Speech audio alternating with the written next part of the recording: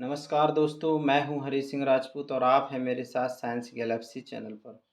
तो चलिए, अभी तक हमने आपको 60 प्रश्नों को डिस्कस कर लिया हुआ था और वो सेकंड वीडियो था। इससे पहले भी फर्स्ट वीडियो था, उसमें 25 से प्रश्न शायद डिस्कस किए गए थे। तो आपकी इस तरह से हमें वीडियो लंबा ना हो, इस वजह से इसको छोटे छोटे पार्ट डालते हैं और आप इनका प्रैक्टिस करते रहिए। आपका एग्जाम में पूरा यही आपको मिलने वाला है। तो चलिए, हम यहाँ पर प्रश्न क्रमांक 61 नंबर से डिस्कस कर रहे हैं। प्रतिबिंब दूरी को डॉट डॉट प्रतीक से दर्शाते हैं। तो कौन से उससे दर्शाते हैं? वी से दर्शाते हैं। किससे दर्शाते हैं? वी से। प्रश्न क्रमांक 62 है। फोकस दूरी का संकेत डॉट डॉट होता है। तो फोकस दूरी का संकेत आपका क्या होता है? एफ होता है, स्मॉल एफ। तो इसमें स्मॉल एफ कर लीजिए आप। 63 नंबर का प्रकाश के डॉट डॉट पथ को प्रकाश किरण कहते हैं। तो ये किसको? सरल रेखीय पथ को। किसको? सरल रेखीय। प्रश्न क्रमांक 64 है।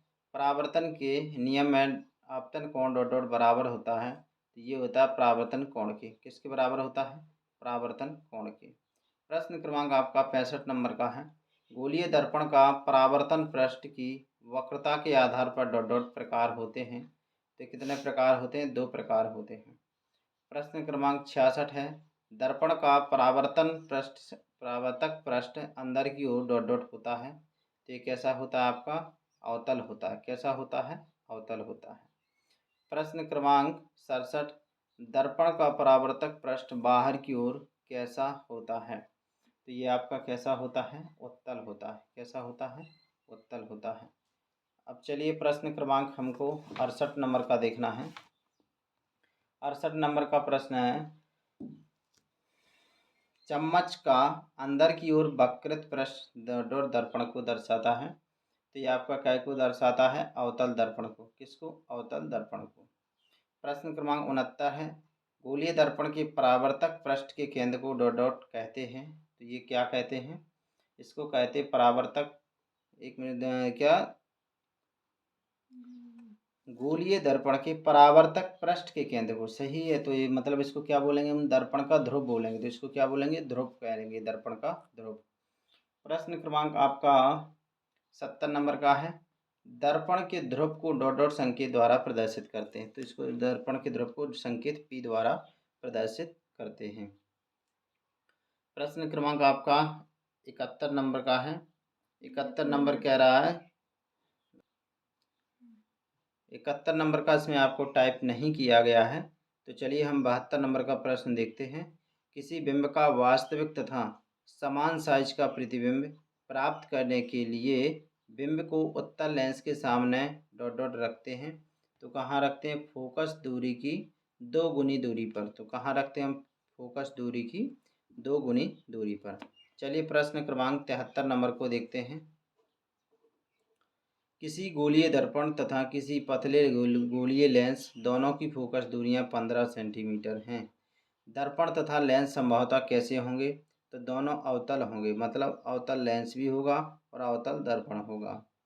प्रश्न क्रमांक 74 नंबर का है।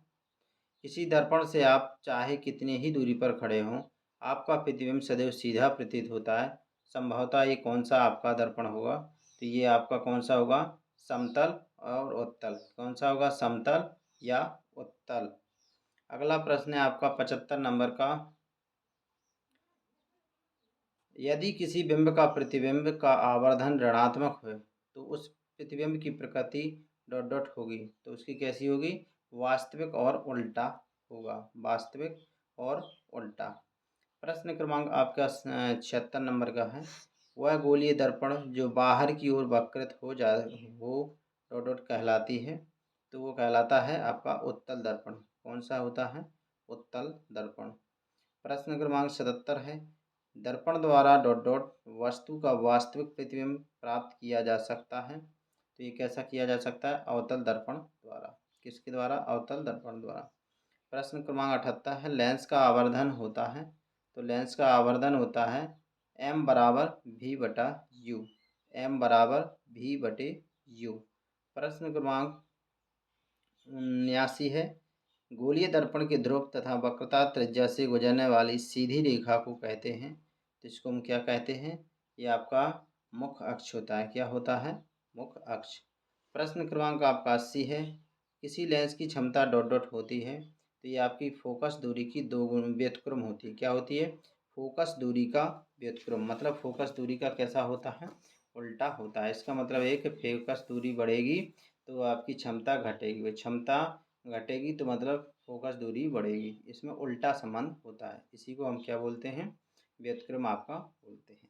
तो इस तरह से देखिए हम क्या हैं इसके लगातार प्रश्नों को डिस्कस कर रहे हैं और ये हमारे पूरी लगभग किताब के जितना भी सिलेबस है आपका सबका इसमें डिस्कशन कर दिया जाएगा और आपके पूरे प्रश्न इसमें शामिल किए हैं।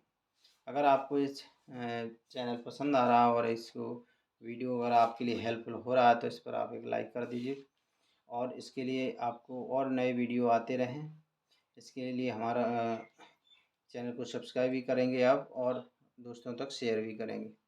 चलिए, धन्यवाद।